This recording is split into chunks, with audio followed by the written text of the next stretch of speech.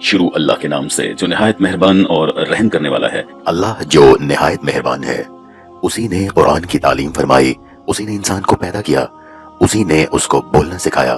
سورج اور چاند ایک حساب مقرر سے چل رہے ہیں، اور بوٹیاں اور درخت سجدہ کر رہے ہیں، اور اسی نے آسمان کو بلند کیا اور ترازو قائم کی کہ ترازو سے تولنے میں حد سے تجاوز نہ کرو، اور انصاف کے ساتھ ٹھیک تولو اور تول کم مت کرو۔ اور اسی نے خلقت کے لیے زمین بچھائی، اس میں میوے اور کھجور کے درخت ہیں جن کے خوشوں پر غلاف ہوتے ہیں، اور اناج جس کے ساتھ بھس ہوتا ہے، اور خوشبودار پھول۔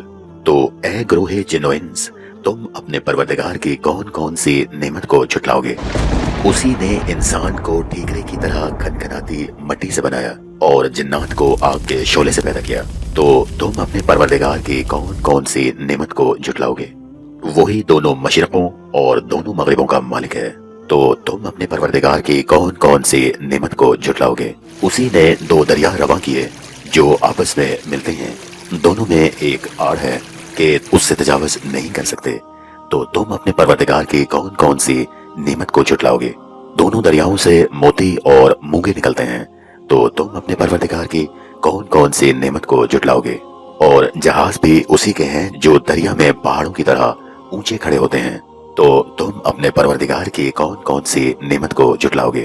جو مخلوق زمین پر ہے سب کو فنا ہونا ہے، اور تمہارے پروردگار ہی کی ذات بابرکت ہے جو صاحب جلال و عظمت ہے، باقی رہے گی۔ تو تم اپنے پروردگار کی کون کون سی نعمت کو جھٹلاؤ گے؟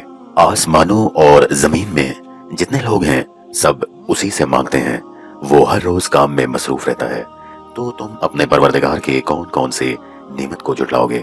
اے دونوں جماعتوں، ہم ان قریب تمہاری طرف متوجہ ہوتے ہیں، تو تم اپنے پروردگار کی کون کون سی نعمت کو جھٹلاؤ گے؟ اے گروہ جن و انس، اگر تمہیں قدرت ہو کہ آسمانوں اور زمین کے کناروں سے نکل جاؤ تو نکل جاؤ، اور زور کے سوا تو تم نکل سکنے ہی کہ نہیں، تو تم اپنے پروردگار کی کون کون سی نعمت کو جھٹلاؤ گے؟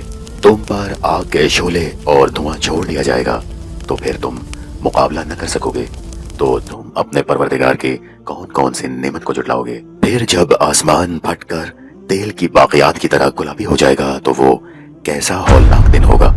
تو تم اپنے پروردگار کی کون کون سی نعمت کو جھٹلاؤ گے؟